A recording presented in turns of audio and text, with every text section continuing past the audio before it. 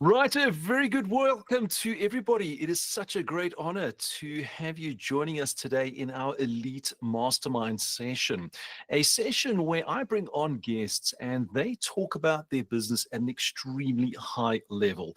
These guests have definitely attained recognition within the eXp platform. Now, when I look at the recognition levels, I actually, for myself as a coach, I recognize 4 different levels within eXp. And you might be thinking to yourself, 4? I'm only aware of potentially 2. Well, the very first level that I have full recognition over is when somebody brand new comes into eXp. That recognition is a recognition that I like to say, hey, congratulations and well done. You've made that journey to becoming an entrepreneur in the real estate space. Now, the second level that I have very high levels of recognition for is when somebody does a transaction.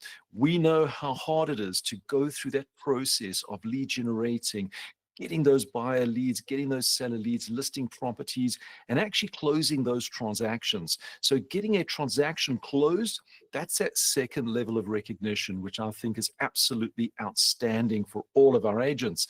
But then we get into that third level.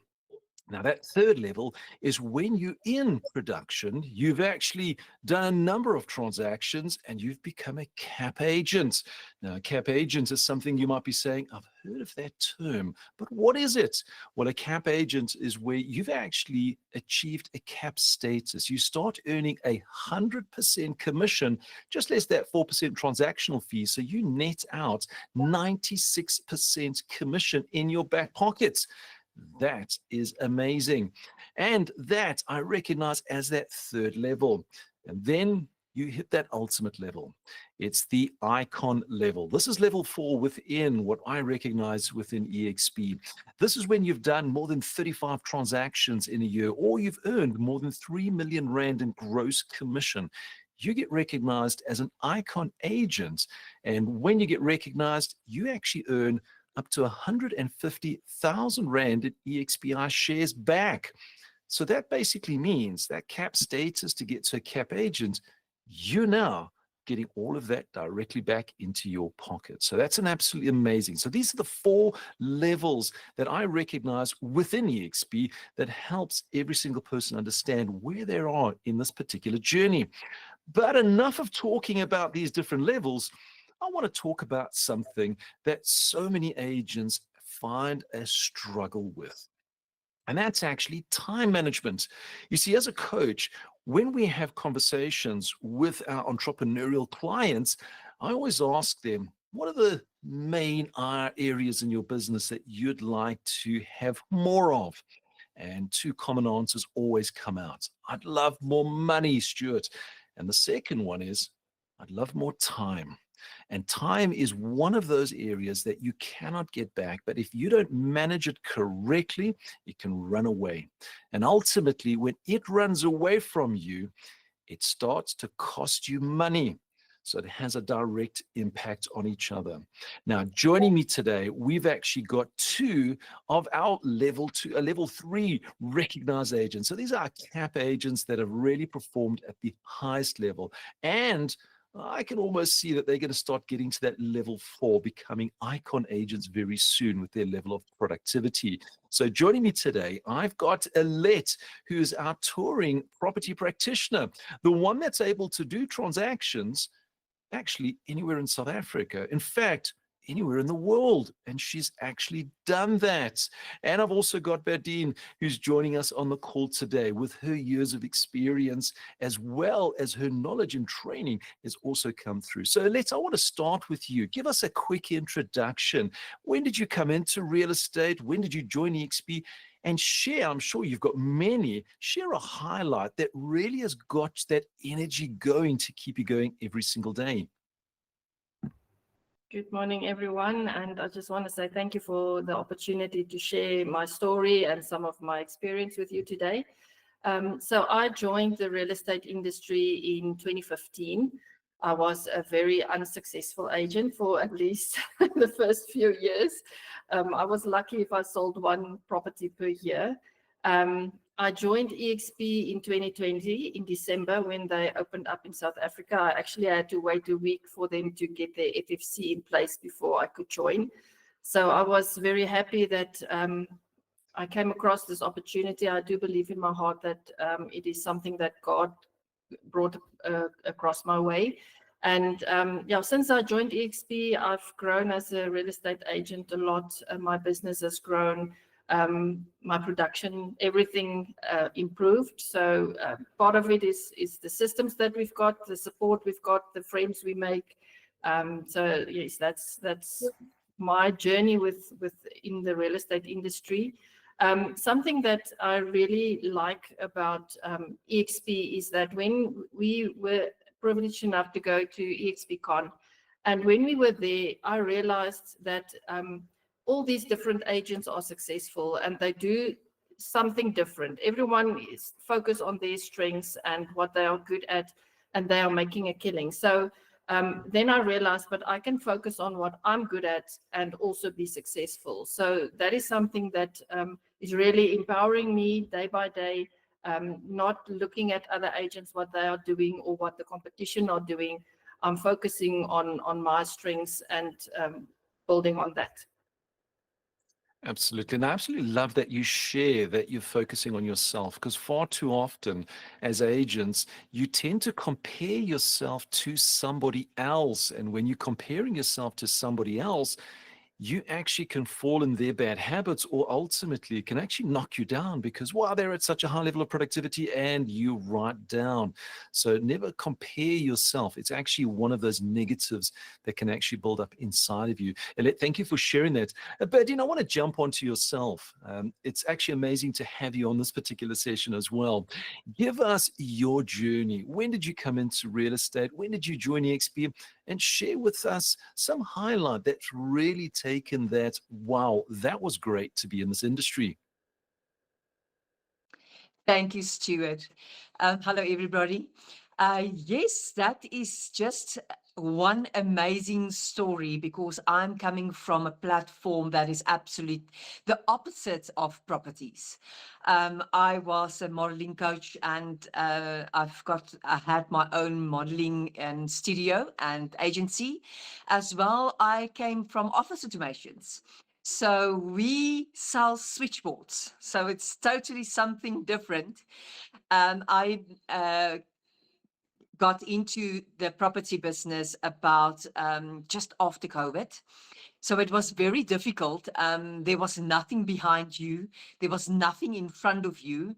And you had to make a choice. What are you going to do from now in your future? And I decided to do properties. It was just overwhelming in the beginning. I didn't know anything. And now I'm sitting here with the grace of God. I'm in the situation that I am with eXp. And I must tell you, I was a little bit in another company.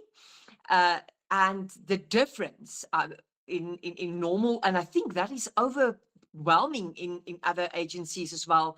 They're working against each other and not with each other. But in eXp, it's so overwhelming, and there's some of the agents that can't understand that with eXp, you're working together. And I mean, all the things, the 7 different income sources that you've got from eXp is absolutely amazing. And that is so important, Stuart, and I'm so glad that we are here to talk about this. If we can understand that in a year, we've got 31,500,000 seconds. And in only this 45 minutes that we're going to talk to each other, we're going to have 2,700 seconds that we are using productively to understand what is time for us in our lives. And it is true. Every second that I open my mouth now, I'm not going to get that back. So we have to make sure that every second that you use, you must know that you do it correctly. And with eXp, it's absolutely amazing because of all the 7 income sources that you've got. You must make sure that every second you must use that to make yourself productive in the industry. And I'm looking forward to all the questions that you have to want to ask. Absolutely. I actually love that. When we do a reflection on time and break it down to those seconds, as a coach, I always ask people, what is the most important thing that you're going to be doing right now? And I then extend that to say, right now, that's going to lead you to accomplishing that outcome, the desired outcome that you're wanting in the actual future. So time is an absolutely important factor that we have control over, by the way, because it's your actions that you take every single day. It's that time that you do in that particular action that's going to either lead you closer or further away from achieving those particular goals. So the question that we have today is, how do you become so efficient? Time management and productivity really goes hand in hand. When you can manage your time and the time that you're using, you're putting at a very high level of productivity that's getting you closer to your goals. You have to get that into a bit of efficiency, because I've heard this from so many agents. And Alet, I'm going to start with yourself. Agents can fall into this trap of being busy, but not productive. How do you remain efficient with what you do every single day to get you closer to your goals? Stuart, I think one of the things that we've been growing and getting better at is using a default calendar. So I know when I'm doing what, and also using the systems that we've got. So making use of calendars to put on reminders for yourself so that you don't forget about things that you're supposed to do, whether it's follow up or just a touch point with a client. Yeah, I think that is the two most important things that I do, is working on a default calendar and using the systems that we've got. So let's expand on this default calendar, because, I've got a calendar up on the wall, which is absolutely fantastic because it's got a fantastic picture of a small kitten. And every time I look at it, it's got a nice little phrase across it, and it puts a smile on my face, as well as it actually tells me when all the public holidays are in place. So that calendar for me is my default calendar every single morning because it gives me a smile. But I'm sure you're not referring to that type of default calendar. Give me a more detailed explanation of this default calendar. What tool do you use so that you've got that default calendar every single day? So I think that the biggest transition for me was I was used to working with a diary, but I transitioned into an electronic calendar. So I'm using Google Calendar. I actually use two calendars. I use Google Calendar for my my default tasks. So we would go and sit down and make a list of everything that we want to do, whether it's once a day or once a week, every 2 weeks, whatever. And we made that list and we've slotted it in our calendar. So whether it's for us traveling for a day and go set up camp again, that is been put in our calendar so that everything else that needs to happen to run our business still happens. There is time for that. I don't feel bad because I'm going for a walk for half an hour, because I know everything that needs to be done there's time for it. So that really helped me. And the reason why I do it on Google Calendar is it's on my phone, it's on my computer, it's even on Paul's phone. So if I'm talking to someone and I need to make an appointment, I do it there and then on my calendar. So I don't forget about things. And I can also see everything else that has been booked, so I don't double book myself or things like that. And then on the other side, I use the PropCon calendar for everything real estate related. So my Google Calendar will have time set aside for my PropCon calendar every day. I would have like an hour or hour and a half, depending on how many PropCon entries I've got on my Google Calendar. So that time slot, I know I'm focusing on my PropCon calendar. On my PropCon calendar, I do everything related to my business, whether it's following up on new listings or following up with buyers about viewings or feedback or anything, even if it's just like a touch point with you spoke to someone and they say they're going to maybe be ready to sell that property in 6 months. I'll go to PropCon, I'll make that entry, and in 6 months' time, I'll get that notification.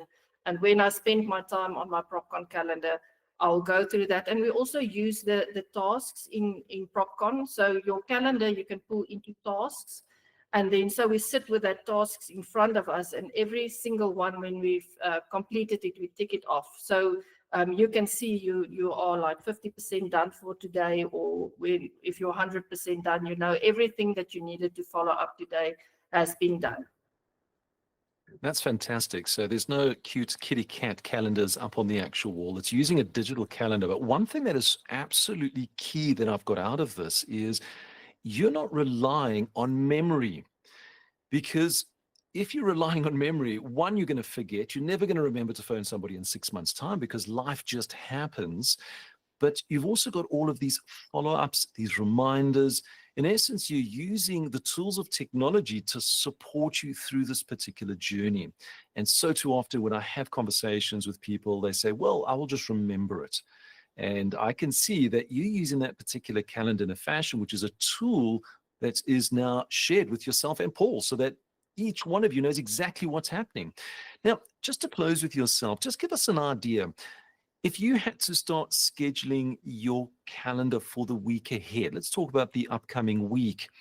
Give us an idea. What do you do in the mornings, the afternoons, and the evenings? Because most agents think that we need to work 16 to 18 hours per day to actually be at high levels of productivity. Just give us a very high-level overview of what does your typical day look like in the morning, afternoons, and the evenings?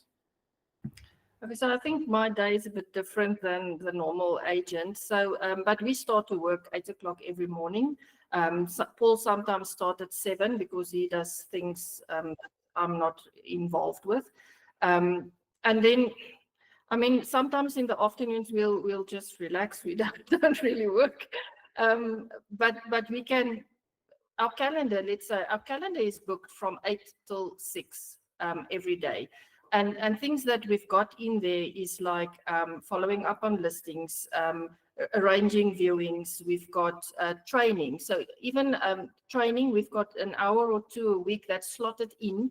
So on a Friday, when we get the training schedule from Bongi, we will go and look at, is there something that we want to attend this week? If there's nothing, we do the track star training.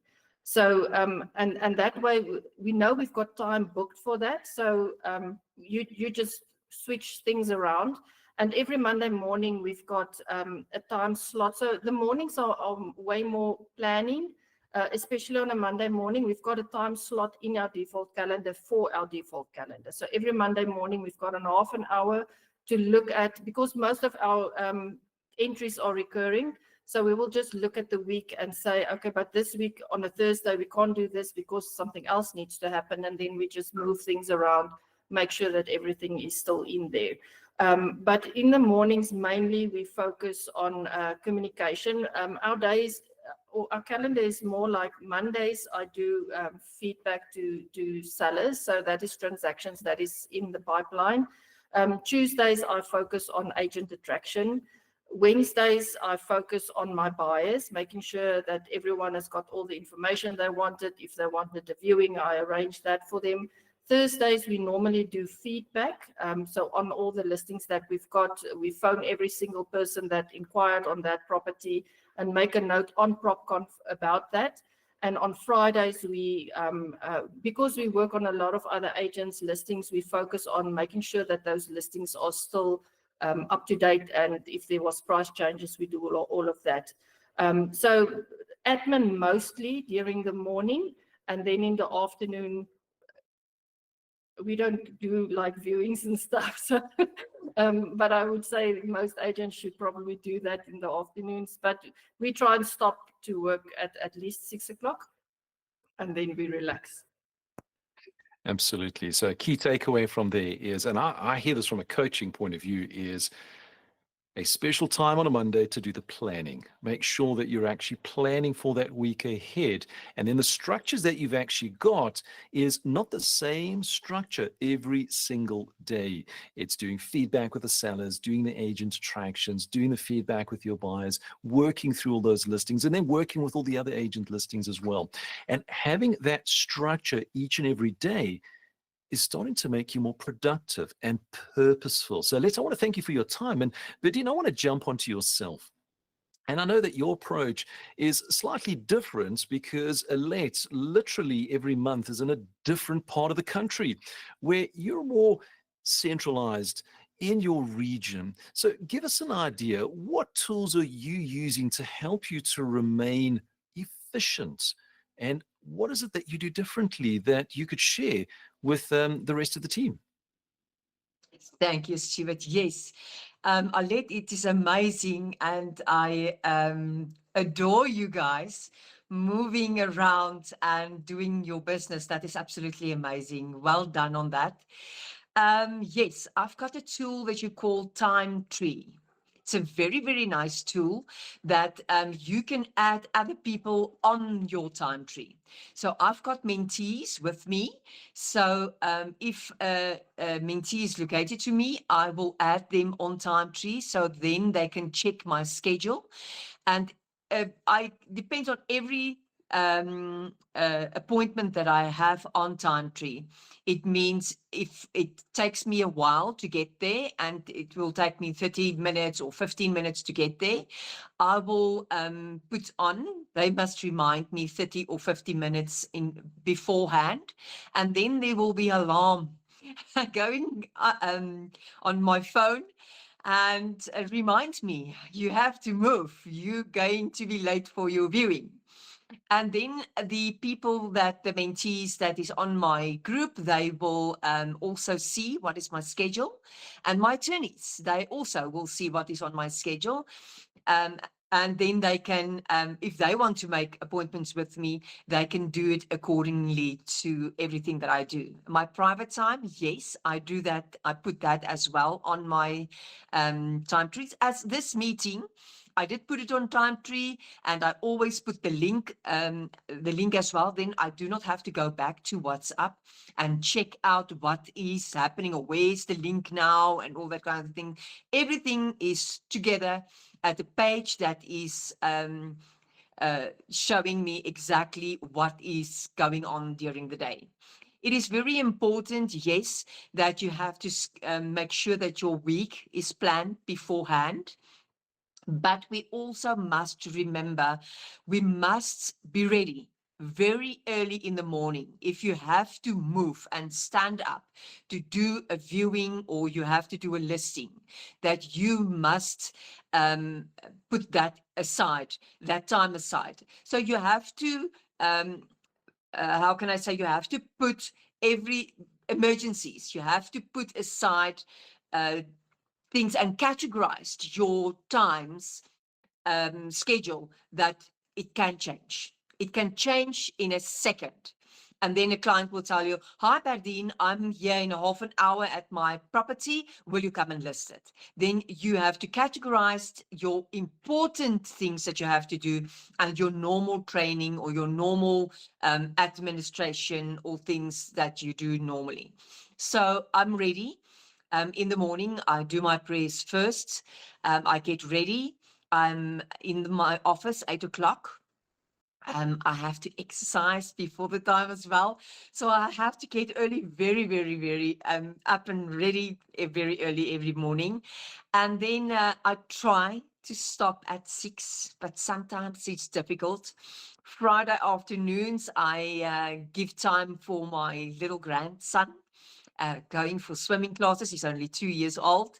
And then I make sure that sometimes I use maybe Thursdays, maybe Fridays, or definitely Sundays to give time for myself.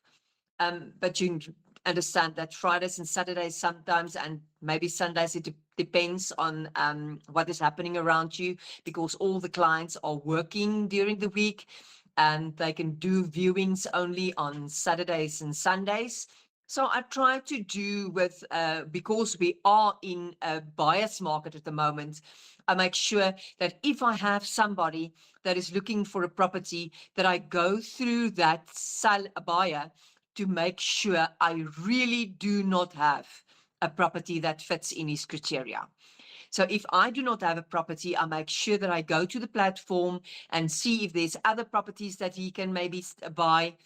And I go on a house shopping spree with them. And that is a very important thing, because you had your time with your seller, but if your buyer comes by and open the door, you must make sure that you did everything to help that seller, and you spent every time possible with the buyer to make sure that you can find him the home sweet home.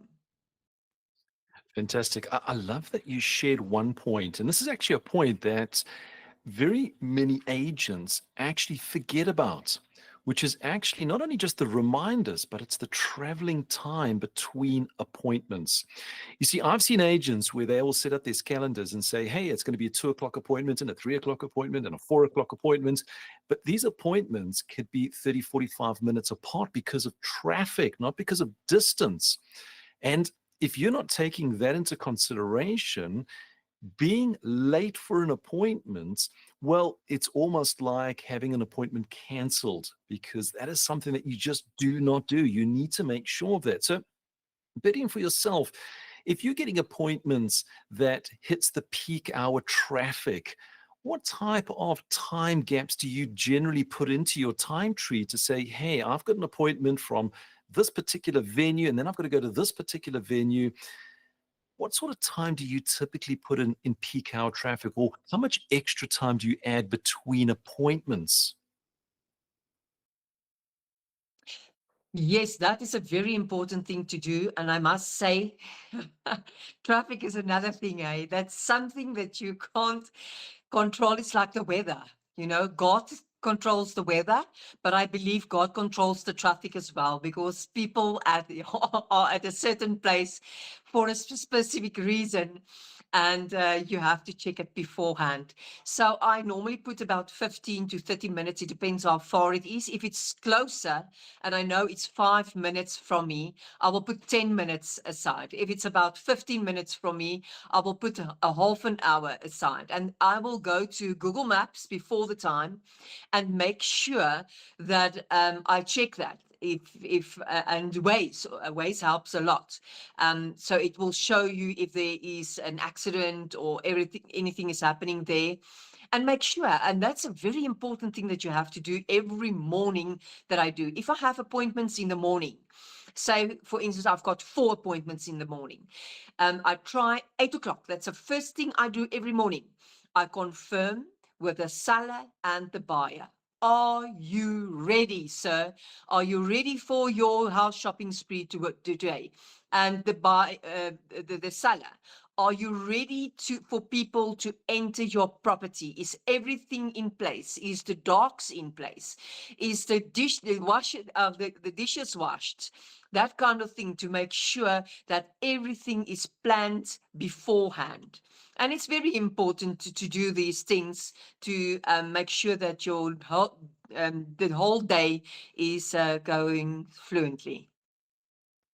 I love that you say that you've got to actually get in touch with your buyers and your sellers before you're going to an appointment, because I think that's one of the most frustrating areas for an agent, is getting to an appointment and a buyer suddenly going, oh, I forgot.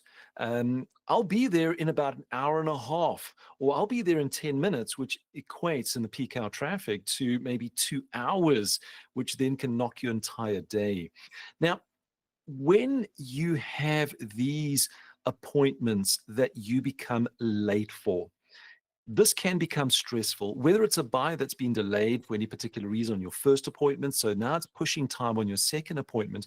What tip could you offer our agents to almost keep the next appointments on schedule? Because getting late can create stress and anxiety, which ultimately is not going to give your strongest almost personality to try and close any of those deals.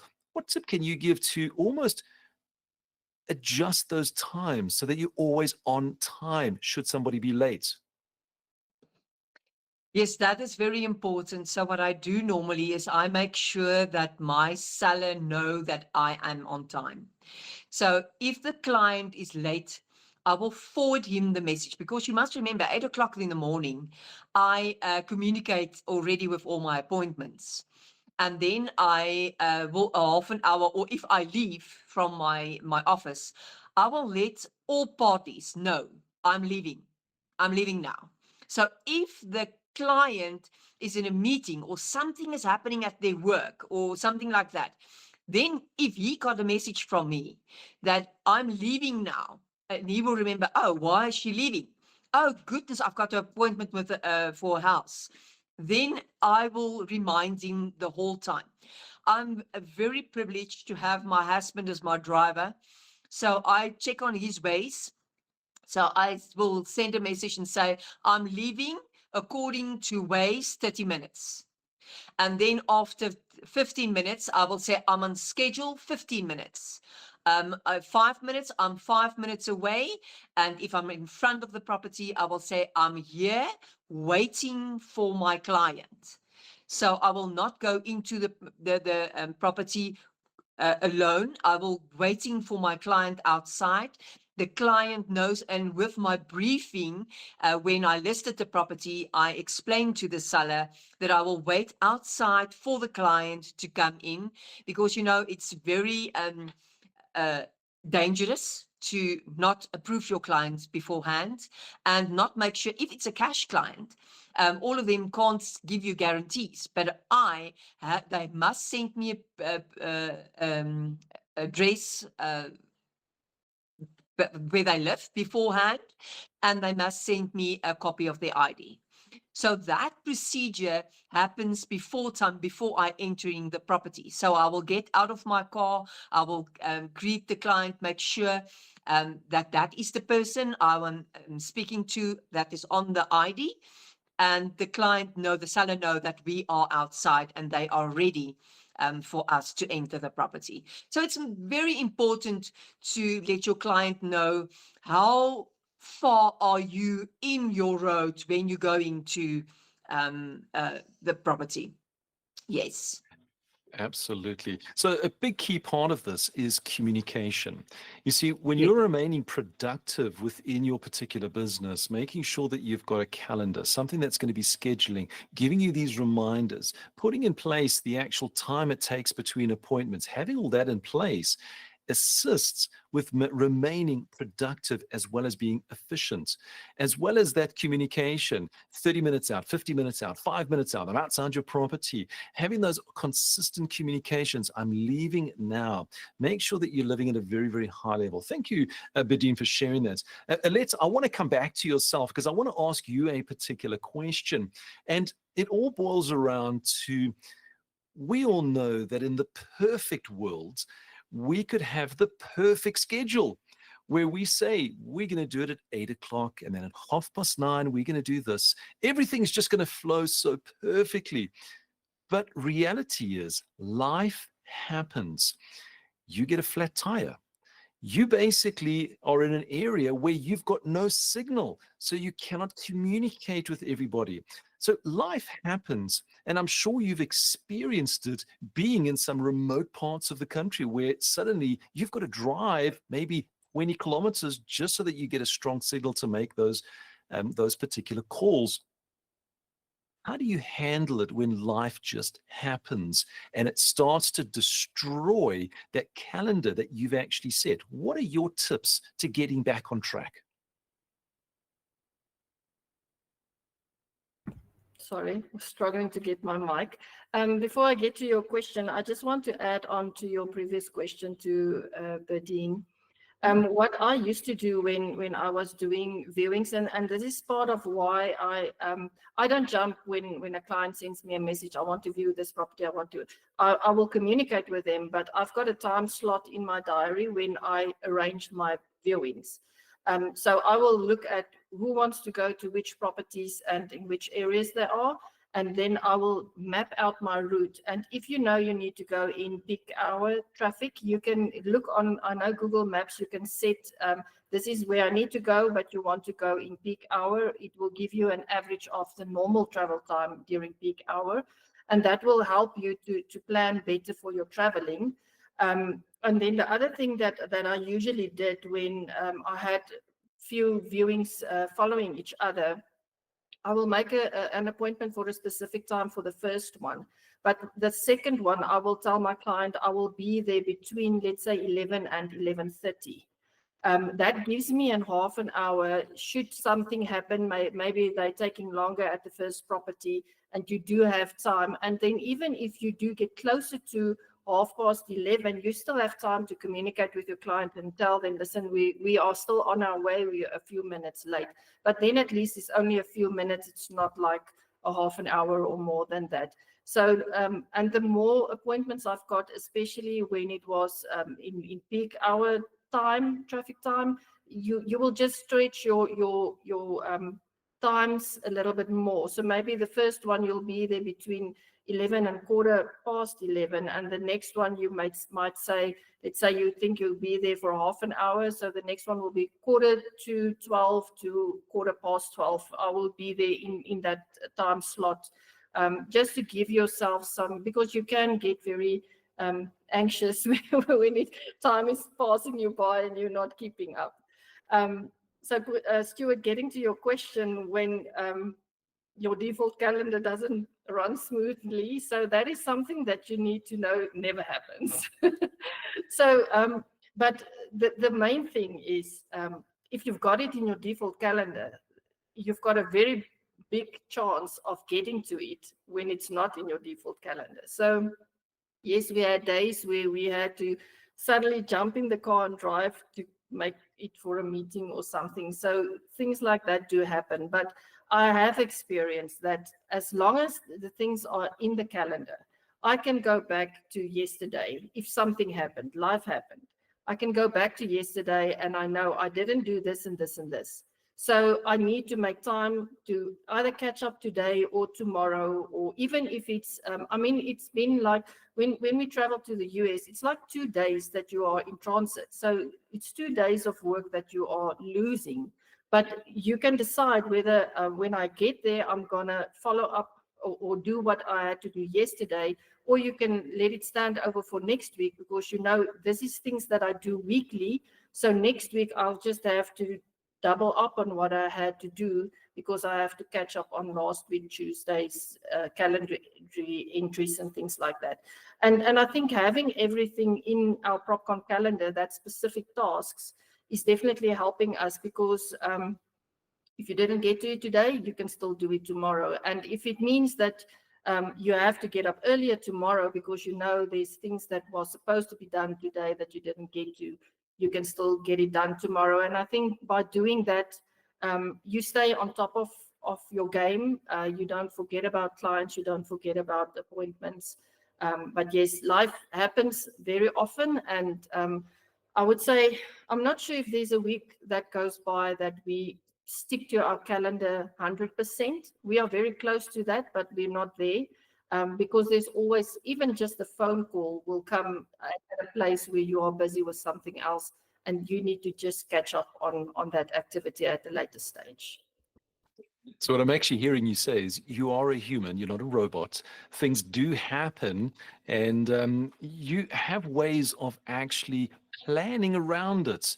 And what I absolutely love about it is a phrase that we use: if you erase, you need to replace. And what it means is if you don't get to something, which means you've erased the activity from your calendar, you're actually taking that particular activity and you're replacing it in a different time. You're not deleting it altogether and saying, oh, well, I didn't do it, so let's just not do it at all. You still coming back to it. It just means that if it's the next day, you're still going to get around to actually doing that. So thank you for sharing that. And Berdine, I want to just close with yourself with one question, because when we talk about being efficient and managing our time, there's one area that real estate agents really struggle with. And this is when you're on an appointment and you do the typical real estate activity, which means you talk a lot. And when you talk a lot, ultimately that can lead to you talking for maybe 2 or 3 hours, and it overruns your time. So if you've allocated 30 minutes for an appointment and you're those real estate agent that just loves talking about, hey, what's happened in the news, what's happening in sport, how do you remain efficient to keep those appointments to that strict 30 minutes if you've actually scheduled it? How do you remain efficient without talking too much? Well, Stuart, that is a very, very difficult and interesting question, I must say. But you know what? I learned out of experience in the beginning. Oh, goodness gracious, it was very difficult because if it depends on who's your client, you know.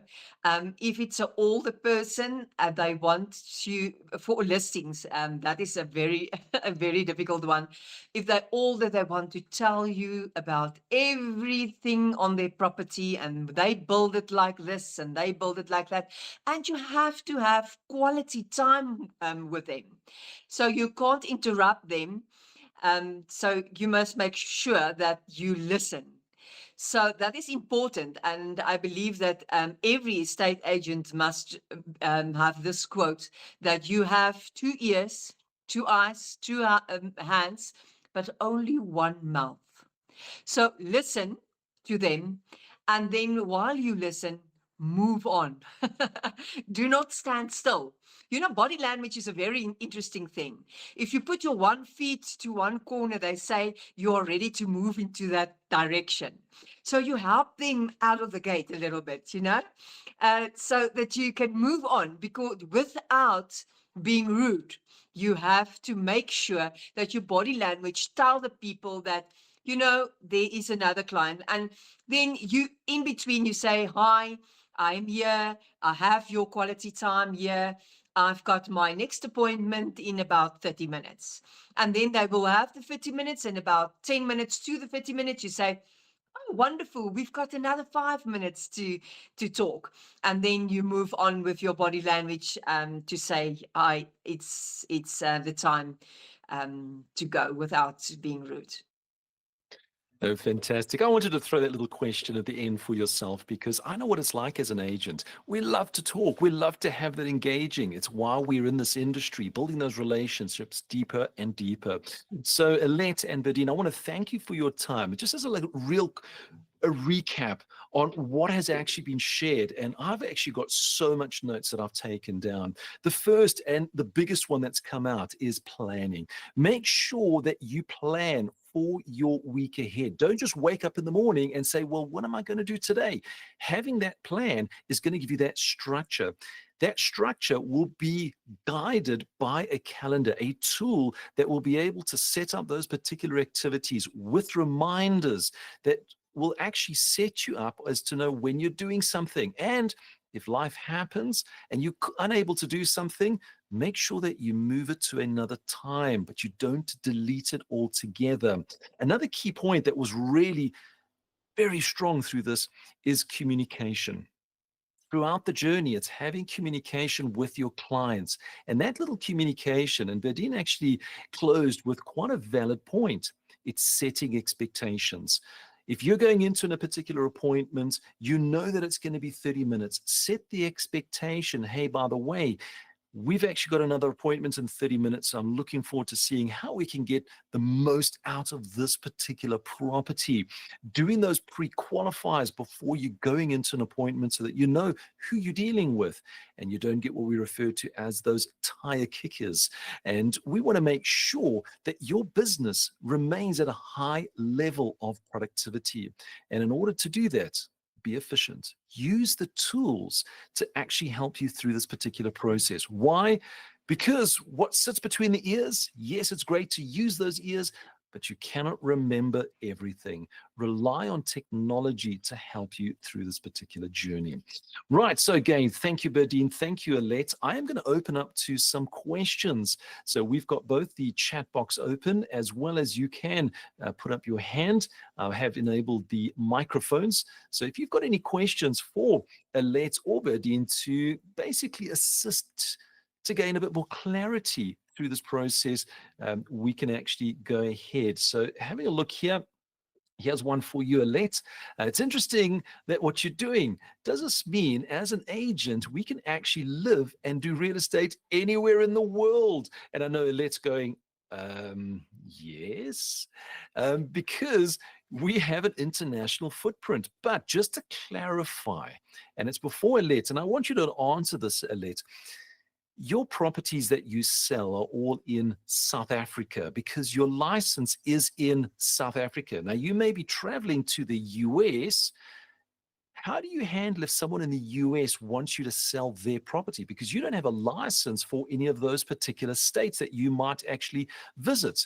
So, two parts of the question. First part, predominantly you're selling South African properties, but you're anywhere in South Africa or in the world. But how do you handle if you get a referral that's in the US?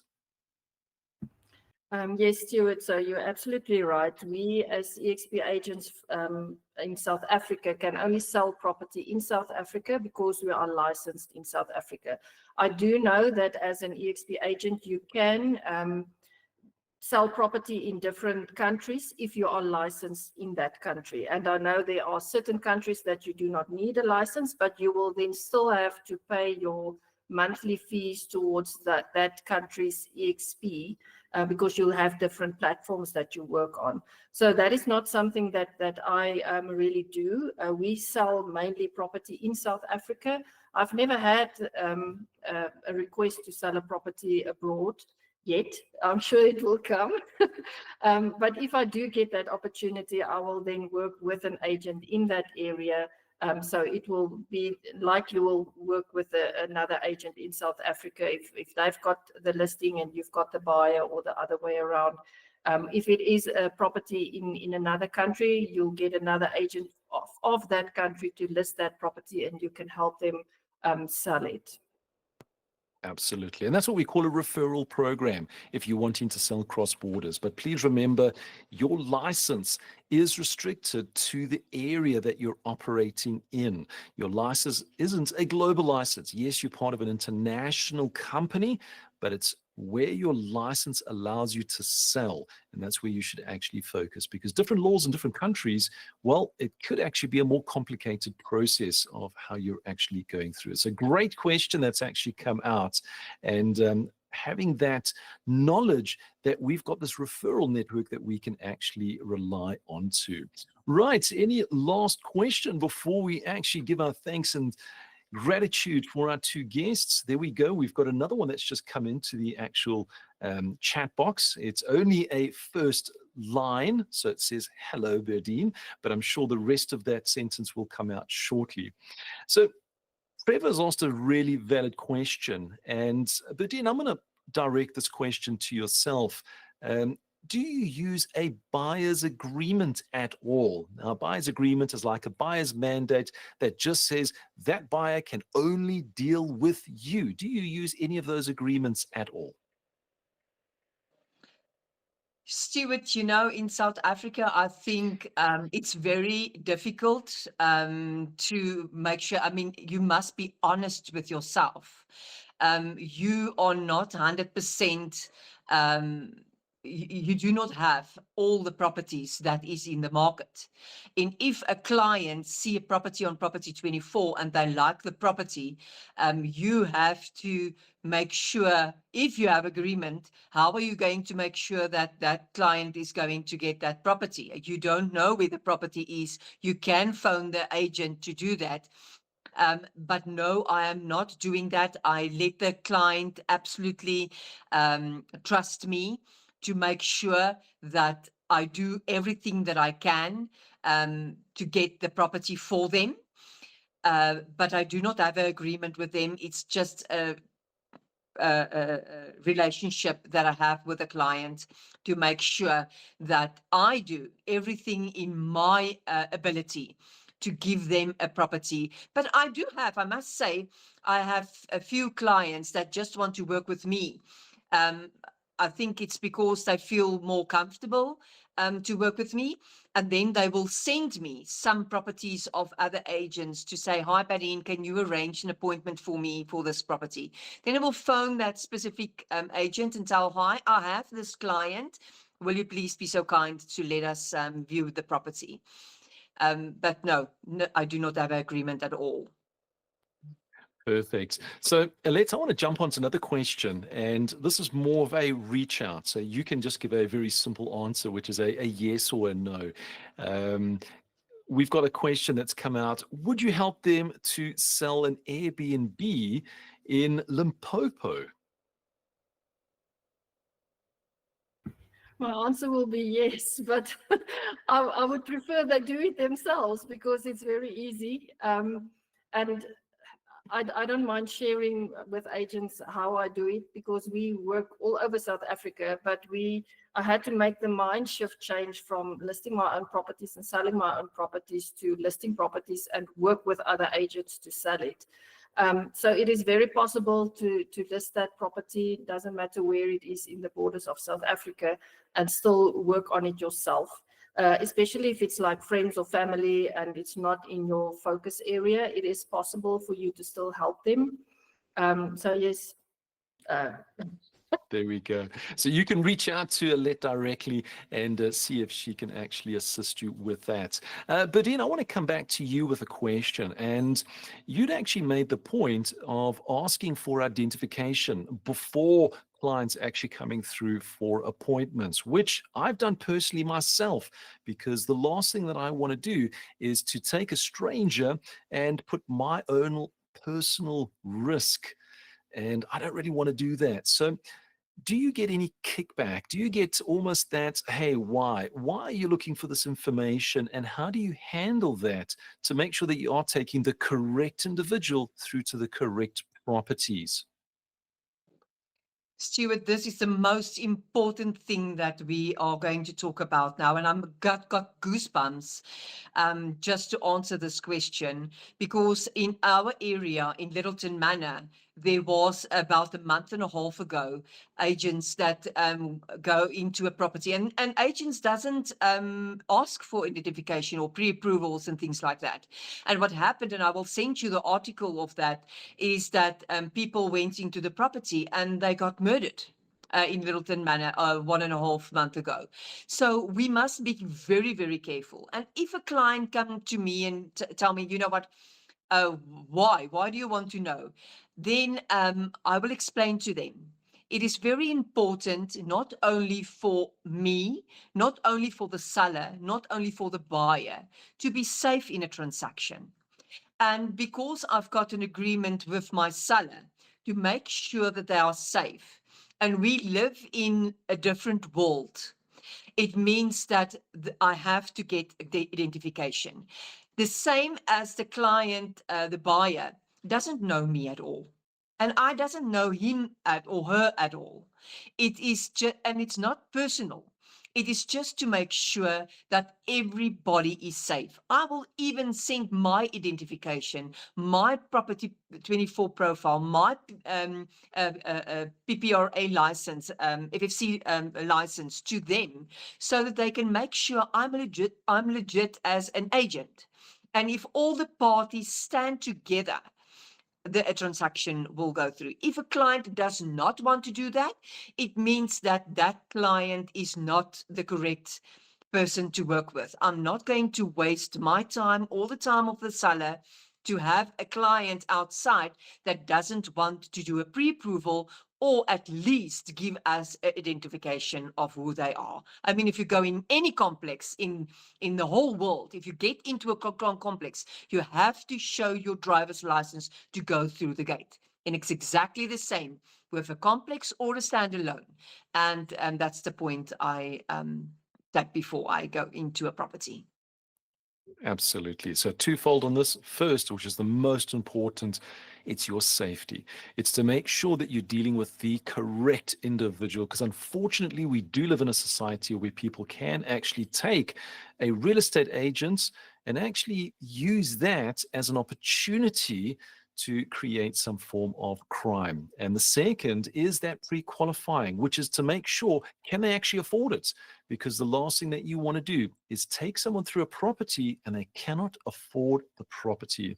So making sure that you do those pre-qualifiers, you can actually double that up as finding out their particular identity, which is absolutely important. So it is something that you may get some resistance in the beginning, but let me give you a great tip that I've actually used when you're going out and meeting with a seller. Obviously, you've got those details, you're getting their FICA in place. Part of that mandate, where it's got a little special condition, write it in there and say to your seller, by the way, I will only bring pre-qualified buyers through the property that have been identified. And if a buyer then says to you, why do you need these details? You can actually say, well, it's as per the seller's request in the mandate. And that is something that you can then share to say, well, there it is. If you want to view this property, it's as per the mandate agreements. So something that's very, very strong in that. Go for it, Berdine. Thank you, Stuart. There is a question that I really want to answer because I really care about people that is doing show houses. It's very, very important to understand if you do a show house in South Africa, to make your appointments for the show house. You do the show house, you do your boards, you do everything, but do not let people come into the property without making an appointment. If you have a person at the other side of the gate and they want to get into the gate, into the property, you must make sure and say, you know what, can you please give us identification for the show house? And you advertise it like that as well. We're doing a show house by appointment. And they are welcome. If that slot is open 12 o'clock and they come 5 minutes before 12 and stand in front of the property, you welcome them with open arms and say, you are welcome in here. And if this is your house, really, that is good. But if you want to do a pre-approval, it takes 15 minutes. I've got somebody, my platform is ready. It's a 2-page form that they fill in. I send it through to my bank coordinator. She knows I've got a show house going on now. And then she's on standby. It takes 10 minutes for her to do the pre-approval. They just wait there. They can do that on their phone, and they can show the ID, and they are more than welcome to come into the property. So do not be scared for show houses, but just make sure you make an appointment for everybody that gets into the property. And it's always safety first. So, so important. And then just having a look at a great question that's come through. And this actually expands on the life happens, especially when you've got young children. You might be a single parent with young children and things happen with them. How do you actually handle all of that? And this is something that I've coached an agent in the US where they were a single mother with 2 kids. And they were aged, I think the youngest was about 1 year old and the oldest was about 4. And unfortunately, the 1-year was very, very ill. So had to be rushed to a doctor on a regular basis. And the big question that we actually coached through was how to handle a situation where you've actually got your children that come first. And that was actually the answer. Your children do come first. It's always family first. You don't want to be stuck in a situation on a particular appointment or really scheduling out your days and it's having a negative effect on your family. But how do you handle when it comes through to appointments? Well, we actually have this very simple technique that we use in coaching, and it's called enlisting support. And what you will find is there's a support structure that is around you that can assist you in this matter. So in her particular case, we actually enlisted the support of her mom, and she actually had scheduled 2 days a week where her mom would actually look after the kids. If there was anything that was needed, they would be able to take them to the doctor and sort them out, allowing her to have, and it was 4 hours a week where she could actually dedicate her time to appointments. So make sure that you enlist support as you're going through. Nobody succeeds alone. And this is something that you can actually pick up as you're actually going through all of that. So do make sure that you actually are aware as you're going through. Berdine, I see that you're wanting to also add on to that. Go for it. Yes, and it's very important and very comfortable in the eXp platform that you have a soulmate in eXp. That is in your farming area. So if there is an emergency that comes up, you can phone that person and say, hi, will you please just do the viewing for me? I have a crisis. So you do not interrupt in the schedule or with your buyer and your seller, because you must remember, the buyer is working. He's got that hour or so to go and view the property. And if there is an emergency with your children, you just get a backup on your eXp colleagues to ask to help you out, because sometimes they will have a crisis and then they can do the same for you. Absolutely. Thank you for adding all that in there. So, Nazipa, I'm going to answer that question as the last one for this particular session. So, first of all, thank you for everyone that's coming on. Nazipa, are buyers' mandates now acceptable in South Africa? Very, very difficult to get them accepted, because a buyer is not loyal to the agent. The buyer is loyal to the property that they want to buy. So make sure that you become the listing agent. And when we go through our commission structures, commission is actually paid by the seller. It's taken out of the actual proceeds as you're going through. When a buyer pays commission, that is typically done through an auction process. To have a deal and you add in a commission onto the actual top, which means that you're inflating the asking price to cover that commission cost, is actually illegal. So you need to make sure that as you're processing your particular deals, the offer that is presented is the offer that's going through to the actual banks if it's bonded, and that will actually be the process that is going through. So I want to thank both Alet and Berdine for coming onto the session. There was a huge amount of input that was shared, and I'm looking forward to hosting our next Elite Mastermind session, where I call upon our top producing agents to talk about their stories, share their experiences, and really mastermind around topics that's going to help you to improve your particular business. So Alet, Berdine, thank you so much for coming on this particular call today. And from myself, Stuart, I want to wish you an extremely productive weekend or week ahead. So I'm looking forward to our next session. Cheers for now.